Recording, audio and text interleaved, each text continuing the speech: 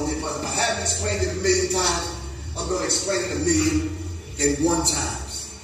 The psychological aspect of it, the psychological covert of war on hip-hop. Psychology is the study of the soul in ancient Kemet. All right? Not the study of the mind. And the reason why I called it the psychological covert war on hip-hop, simply because this war that they're waging against the souls of black folks is not necessarily seen. All right? So a lot of times, the way we're orientated, we always deal with the effect instead of the cause. And be honest with you, yourself, not me. By a show of hands, how many really deal with the cause when we go to approach conflict resolution? When you go to resolve something with someone, one system, couple of people. We always deal with the effect, and we get into something. If we would just only stop and say, well, what is the cause of why we're acting like this? And then we can come up with some solutions. Are you following me? It's called the law of karma. Raise your hand if you're religious. What is this? I want to raise my hand, but my hand is itching. I just wanted to prove a point by saying this, that we have to understand the divine self and this self. And there's a difference between the divine self and the self. It's really the self and the not self. A lot of us do a whole bunch of things to take care of the self. And these are spiritual concepts, they're not religious. So you might not find them in the book. If you know how to read the book, you'll find them. You may not find them with Reverend Bigfoot on Sunday morning. Are you following me? Because they don't talk about the divine self. They say in order to get to the divine self, you got to give them money so they can take that message to go kind of deal with Jesus and some other people to get to God and bring it back to you. No, you have a direct connection to the divine self. Are you following me? But my question is, how many of us in this room truly take care of the business of taking care of the divine self? Be honest with yourself, seriously. This is what we need to get back into. We have to take care of the divine self. What is the difference between the self and the divine self? We did everything this morning to come here today to make ourselves presentable to one another, right or wrong. You may think that you might find a man here today. You may think something else and yada, yada, yada. We put the shower, put the best gear on, whatever, to present ourselves to one another. How are you going to present yourself to the Creator in the last day? Is what I'm getting at. Preparing the divine self. How do you prepare the divine self? First of all, you got to understand the divine laws that are operating in nature that have nothing to do with what Reverend Hamhock is teaching on Sunday. It's something totally different. This is not religion. This is spirituality. These things that govern the universe, whether you believe in them or not. So we're not going to get into belief in my Griff's opinion. Are you following me? Following me? Yes. Okay. When the Creator says it needs to rain today to water the crops, to have plants and whatnot grow, then it's going to rain regardless of what you have to do with it or not, whether you believe it or not. See, a lot of y'all are caught up in belief. Some people in the room can believe you can go out here on 85, going south, step in front of a Mack truck doing 90, and you think you may live, right? That's your belief. In actual fact, what happened? Thank you. And I'll give it to you, how many times you go to church on Sunday, that ain't going to help your ass. You just need to respect the divine law of what? Of motion, of gravity, relativity. These are divine laws. You may think you can go up on the Western Hotel, all right, eat a Klondike bar, step the hell off, land on your face, and you think you may live. That's your belief. In all actual fact, what will happen to you? Thank you. That's precisely my point. Now, can we pass the train? I'm trying to tell you, seriously, let's get into go box on that one. All right? All right, let's dive into it. So the psychological, which is the study of the psyche, which is the soul. We always took care of the soul. Women, you did it too at one point, but you don't care now. When you met a man, you had to vibe with him. It had to soothe your soul. Of course, he had to smell nice and everything else had to be in place, but you felt that he had a heart chakra, right or wrong. Not nowadays. We operate on something totally different. So I seen the war that was going on, but I seen it being waged on the souls of black folks in hip-hop. If Minister Server here was here, he would tell you that hip-hop is high infinite power here in our people. Alright? So when we talk about the mystical, magical past of the self and the not self, alright, we have to draw the line and separate religion from spirituality. Alright? And as Black Dot said, and I think I said a little bit earlier, let's not beat our people up with it. If you can go into the religion and get them to understand some things and bring them out of the madness into spirituality, beautiful. Alright? If not, leave them there until they understand it. Every blade of grass doesn't grow at the same rate of speed. And I'm telling y'all, the few people that are in this room is probably how much it's going to be. I'm telling you, it's not going to be a lot of people that set this thing off. It's going to be a handful of people. It's never been the masses. It's always going to be a handful of people. This constitutes the 5%. Alright? The masses are just not going to get it. Now, how many times you took this kind of information to your girlfriend or your boyfriend or your relative and they damn near had to fight with you? And that probably happened to everybody in this room. Thank you, Crazy. Thank you, Crazy. But what you need to probably do is we probably need to get a little bit deeper. And I'm begging black people for your permission to get the hell out of this, talking about this Illuminati thing, because it's killing me. It's keeping me trapped in this prison. There's some other things I'd like to talk about. Are you following me? But every place I go, you want to talk about the Illuminati shit? And I'm like, I want to get out of it. Like I'm stuck in a prison. It's like people, they kind of pigeonhole me as being an Illuminati dude. And I'm like, no, there's other things that I teach. You understand what I'm saying? So, the mystical, so every chance I get in my introduction, I always got to do something different. Go into that Illuminati thing. But the mystical, magical past of the self and the not self. One last point on this. Raise your hand if you ever did something that you automatically knew right when you did it, it was not you. Did you go back and correct that particular thing? Tried to. Okay, you see, they tried to. What, you didn't have enough energy? You didn't understand it? Huh? Anyway, the black dot, when you hear his name, it's a lot deeper, and a lot of times he don't explain it, but that black dot is our reference point. Alright? When you study the black dot by Dr. Richard King, please write that down, make a mental note. Dr. Richard King, the black dot. That's our point of reference. Alright? A lot of us have all kind of crazy points of references. And it's really sick because if you have a piece of paper and you're writing, and everyone has signed their signature before, right? Everyone, when you first put the pen to the pad, that's your point of reference on how you start your signature. Everyone in this room have to have a point of reference. Now, I'm not going to put you on the spot, but someone raise your hand and tell me what your mission statement is, what your purpose in life is. Everyone has to have one. All right? So nobody raise their hand. So by the time we leave this room, before I get through this, I'm going to ask somebody, and I need y'all to tell me. Mine is salvation of the soul. So when I wake up in the morning and my feet hit the floor, I give thanks to the Creator, and my first step is my left foot forward, trampling evil. And every step I take has to be towards my ultimate goal, which is salvation of the soul. If I meet you and we can vibe, it is not soothing the soul, I can't vibe with you. I really can't vibe with you. We can be cool from a distance, alright, but that's it. So God, having a human experience. I'm not a human in search of spirituality. It's the other way around. We're spirit beings, alright, operating in this third dimensional paradigm. So you may have a light-skinned body and some nice hair. You may have some beautiful locks, some antennas. You may have a nice build. You may have a nice shape. Just third dimensional stuff.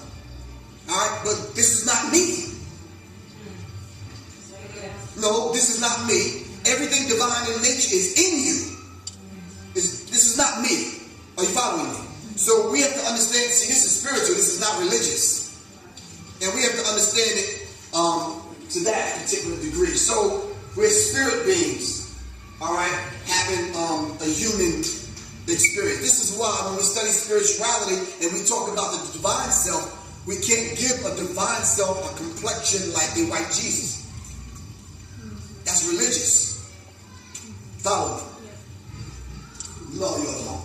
I'm not even feeling that vibe. You're looking at me like, okay, I think. What do you mean you're God having a human experience? If God is the essence of everything in existence, isn't God the essence of us? God is in us. This is why in Islam they take on the 99 attributes of Allah.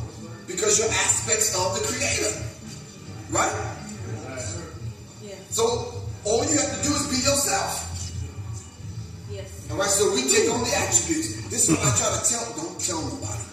But this is why I try to tell the Christians, look, if you kind of take the Jesus thing outside of the realm of it being a physical human being that they actually put on a cross and stabbed him in the side and nailed him and all the blood and blood sacrifice and the human blood sacrifice thing that they Christians do, if we take it out of that realm, then we could probably understand it on a deeper level, on an esoteric level. Are you following me? But it's hard for them to get past the physical third dimension. They can't get past it. All right? So when I say I'm God having a human experience, everything divine is in me. And I'm just giving you aspects of it. So Muslims have 99 attributes. Christians have the 12 disciples. The 12 disciples are 12 different aspects of your divine self. Not your physical self, your divine self. All right? So he may have 12 aspects of him that he might want to use only 6 of them today. Are you following me? Okay, the brother that's standing in the back in the doorway might want to manifest being Al-Malik one day, the king. But he can do that. All right? That's what it's for. Spirit beings. All that said, somebody help me with this. What do you see? Excuse me? Well, my thing is you're viewing it from your point of reference, not me. You see, it's easy for me to stand up here and give it to you. But this is why I ask the question sometimes, what do you see? Now the question is, are you seeing it with here or are you seeing it with the third eye? The first eye. You have to see it with the first eye because this is one of those kind of pictures that you got to look into instead of at it in order to draw the lesson from it. All right? Now, I can go to this brother and he can explain, yo, Griff, let me tell you what I see, son. The white and black thing going on. The white man, because the white pieces always move first. Yada, yada, yada. Brothers in deep thought got his hat twisted, so he probably in the gang. This brother may say, yo, Griff, I see the boys in the hood. I see you can't bring a knife to a gunfight. The game of chess is military science and military strategy. The Ku Klux Klan dude is picking it up with his left hand, so that means he's coming from a left paradigm, worldview, whatever. Somebody else in the back may see something totally different.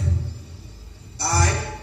I'm looking at it like, why waste your time hating your enemy when you can take that brain power and use it for the game of life and figure out your next move? Are you following me? But this is what we have to do with young people dealing with the psychological covert war on hip-hop. We got to be able to interpret this because they're viewing events that are going down on a global scale and y'all, the parents, are not saying anything. Alright? They show Muammar Gaddafi being murdered on TV. Where shorties can watch it. But did you interpret that for them? They lynched and hung Saddam Hussein on TV in front of the world. Are you following me? Did you interpret that to the shorties? What do you think they're thinking? Can their brains handle this? All of the things that are going on. Alright? Are we interpreting these things? Don't worry about the music, maybe raise our energy level up. They're interpreting these kind of things on their own. Talking about energy, I'm glad they're playing that. Let me just say one thing about the holiday. I mean, the beat was dope. I don't mind. It just brought something to mind, but I don't get tapped into that other. One other thing I noticed about that too is using that night piece is real simple. Oh, okay. But listen, how many people seriously celebrated New Year's? Don't lie. Be honest with me, y'all. Stay in the house, watch 106. You stay in the house and watch 106. Yeah, we just chill. We stayed home. A couple of people. Listen. I don't know if it was red pill, blue pill, black dot that dropped this on me. The Kundalini energy rises, base of the spine. It travels up and it taps into the pineal gland. Alright? Taps the pineal gland opens up, and you can enter into those 7 realms of consciousness. You can astral plane, you can go to planets, you can quiet everything down, you can communicate with people without calling them. Alright? Some people say we can communicate with the dead, with the ancestors, whatever. Alright? What do white people do every first of the year with the ball drop? You see, the Kundalini is up after we come from the winter solstice. The energy is up. What do our open enemy have to do? They have to drop it down. This is why the peach drop, the ball drop. In New York, the big apple drops. They have to bring our Kundalini energy back down to the lower chakras because they have to keep you operating on an animalistic plane. Are you following me? And this is done for millions of us. Like them two talking about Happy New Year. You bringing in the so-called New Year with a bang, getting toasted, throwing a couple back. You understand what I'm saying? Not the way to bring in a new year. Bringing the Kundalini energy back down. Let's push forward. So when I talk about culture, and I've been showing this slide the last 7 years when I created it, we talk about the old concepts traveling on the highway of music, via the culture into something new. And this is very critical because culture is tied to everything we do, everything we think. Culture is tied is that they're going to transform ideas, traditions, norms, and values. Alright? So let's understand it to that degree. The culture. Enrich the culture. Empower the culture. Defend the culture. Advance the interests of the culture. And how then does the culture implant its spirit? That's David Wilson. I don't want to go through that. Let me do it this way. Amos Wilson and that piece was basically talking about how if we don't advance the interests of the culture, some other people will come in like culture bandits and they will label hip-hop. They'll break it up into categories and they'll put it in the record store with different labels, confusing us, separating us, and dividing us, putting a price tag on it, co-opting it, buying some rappers off, giving some rappers mansions and Maybachs and whatever. Relegating the rest of us because they only choose a handful. Alright, it's only a handful of them that sit at the top. Alright? But Amos Wilson in that piece was talking about how they use the vibrational frequency in the music and take the culture over to sell us goods. Alright? And I'm going to show you and prove that in a few minutes. Alright? I want to kind of do this backwards. Let me know if y'all seen this and what y'all think. Of course y'all see what I put. I put this is mind control, controlling the masses through the manipulation of the unconscious desire. Question is, how do they get these desires inside of the human being? Look at what happened recently. For some pricey limited edition footwear spiraled into chaos this morning. Violence here and across the country over sales of a new pair of Air Jordans. In Seattle, there was pepper spray. In California, shots fired. In New Jersey, a person stabbed. During that time, I was able to see that some of the glass doors at the mall were busted. Oh, wow. Crowds. About their babies out there. It's cold, they wrap up the blanket. What if they chop their ammonia for better shoes? That's one of her favorites. What's in it? I'm a shoe color, so I've been getting shoes. We can have fun, man. People trying to be on bad shoes. I ain't trying to get no details. We gonna get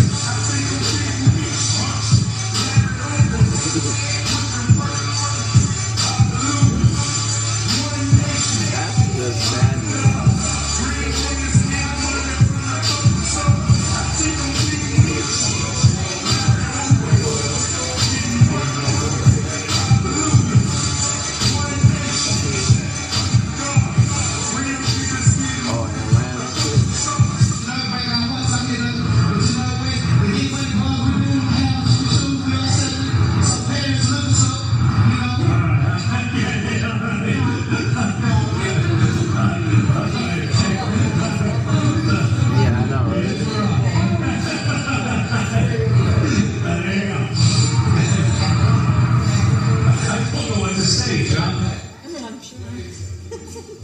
Now listen, this just didn't happen in one city. It happened in numerous cities. Like 20, 30 cities, the same thing happening. Simultaneously, all at the same time. Now y'all talk to me and tell me how that happened. All at the same damn time. Wait a minute. Controlling the masses through the manipulation of unconscious desires. What did you just tell me? You ain't think Michael Jordan had that much power? I didn't think Jordan still had that type of pool. It's Because not I mean, in the 90s, you know, when he was playing, that's when he had pulled on us like that. Yeah, but it's not Michael Jordan. It's Michael Jordan's name that they control. Black Dot said it, and not only in his book, but in his lecture. Yes, sir. Even show you how they tie into the whole aspects of numerology. It's playing on HD on Channel 5. We all know that 5 dealing with that pentagram energy. Right. You know what I'm saying? It came out on the 23rd, number 23. Of course, it was the number 11 dealing with the filler year. So they use and channeling the whole energies of this universe to show you the potentiality. Energy is energy. You know what I'm saying? You can plug in this outlet to turn this lamp on, or you can get electrocuted with it. It's amazing how you use it. It's the same thing the way it's happening to these particular energies, and you're seeing that it is becoming a mass energy. Right? It can occur city to city because But how do they control the masses, though? See, if they control the masses, if they can control, like Black Doc said, they can control one individual. You put Michael Jordan's name on some sneakers, and you get people to act like this, what else can they do? Exactly. Are you following me? 4 o'clock in the morning, you spending 5 hours out I used to work in retail in the shoe store. One of the sisters got arrested because she They go left a baby in crazy. the car. I mean, it's ridiculous. Some people got shot at, stabbed. There were fights. People got trampled. You remember several years ago, the officer died at Walmart, got trampled to death? This is critical. See, they can manipulate and control the masses through the unconscious desires. The question is, how do they get the desire in us to want these sneakers that bad that I will step on your face after you trip? And while you're dying, I'm going to get some sneakers. You see, but they're using hip-hop. They're using frequencies. They can even sell them on eBay for $500. And as one of the pills said, they manipulate numerology. You may not think the colors, shapes, the combination of numbers mean anything, but those that put it together know how to manipulate that energy, like he said. So we have to understand that to a degree. And see, he's looking, one of the brothers, he's looking in it.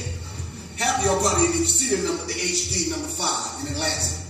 You understand? And the colors that they use.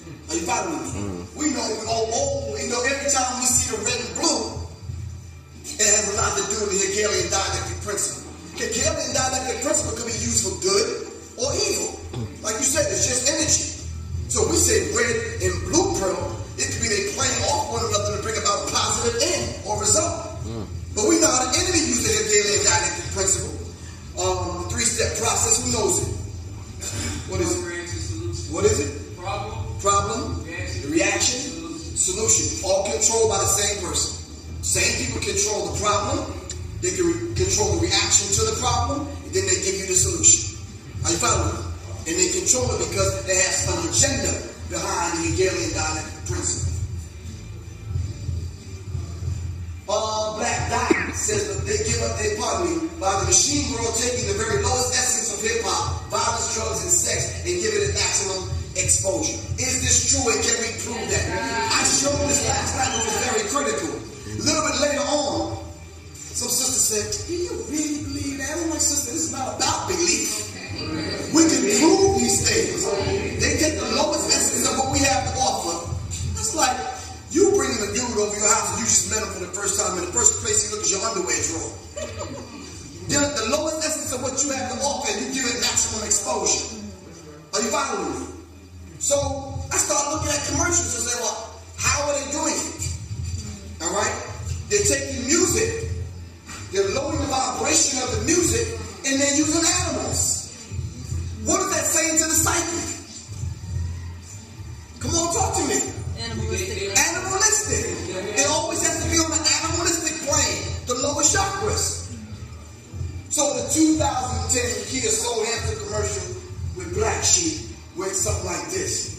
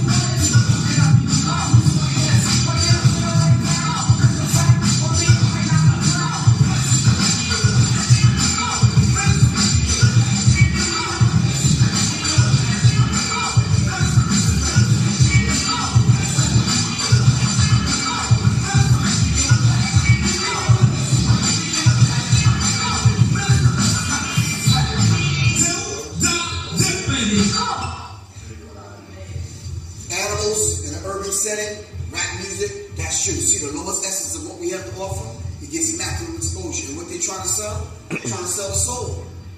The name of the car is a soul. The Kia Soul. And Kia stands for what? Koreans in America. So we have to understand this particular dynamic. Are you following me? These people don't do this just to be doing it. There's a reason why. Let me tell you something. Jai, how many boardrooms you think that they sat in to come up with this commercial and somebody had to approve it? Quite a few people had to approve this in order for it to hit. Thank you. So we have to understand this particular dynamic. Did y'all see this one?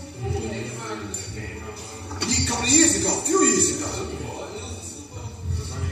Yeah, we know those Super Bowl commercials they paid millions of dollars for.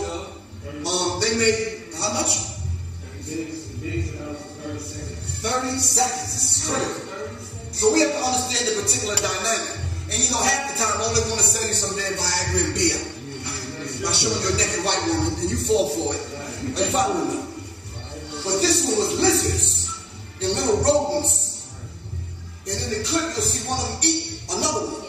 It's like a dog-eat-dog world. Are you following me? But with black music behind it, we have to understand the dynamics.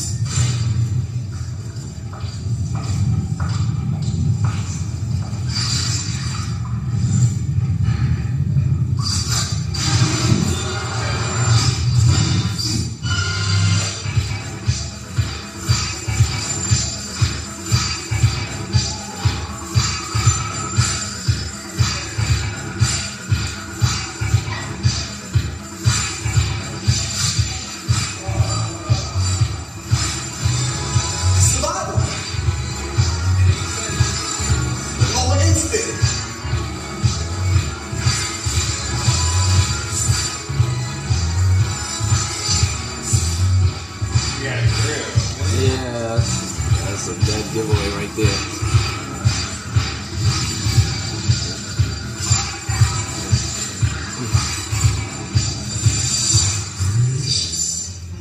The last one was selling the soul. This was selling what?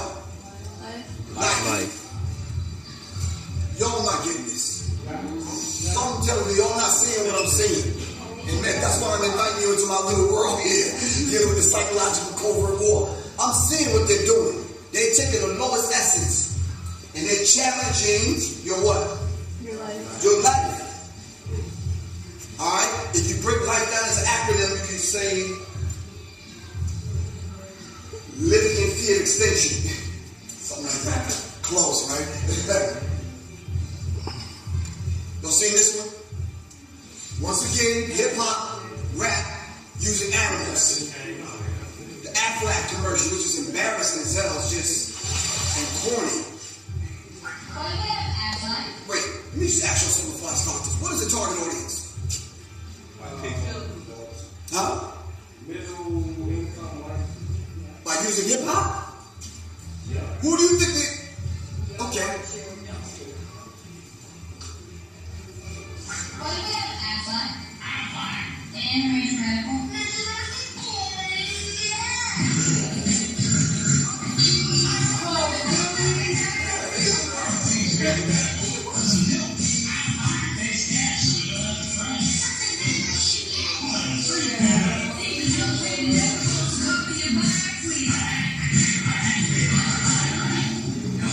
So corny.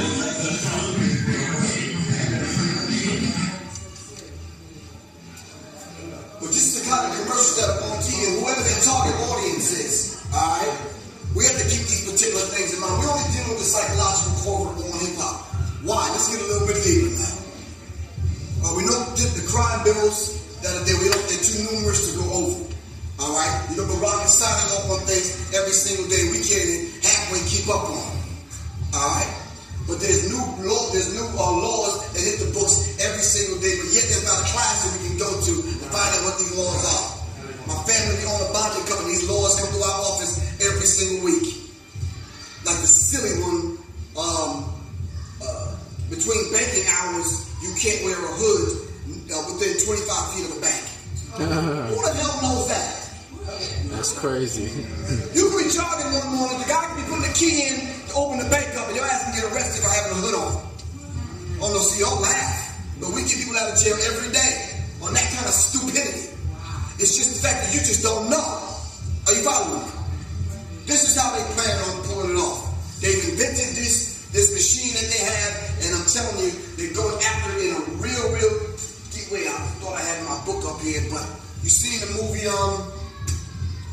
don't tell me, Paycheck, with Ben Affleck.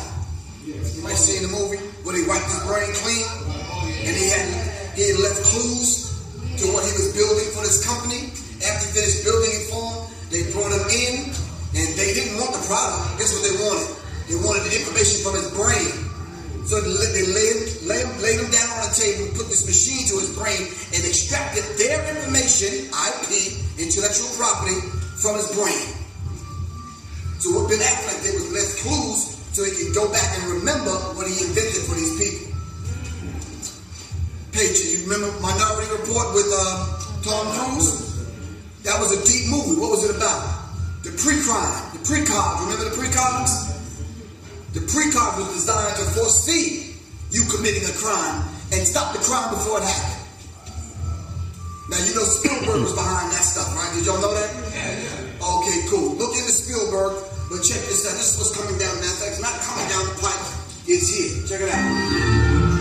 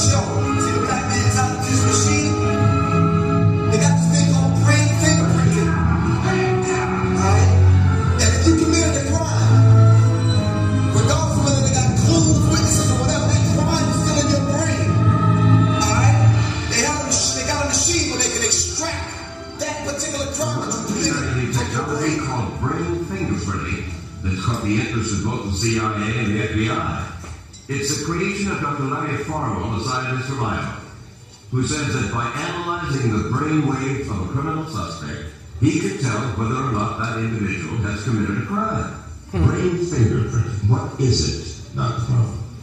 Brain fingerprinting is a scientific technique for determining whether certain information is stored in the brain or not by measuring brainwaves. Farwell says that when the human brain recognizes important information,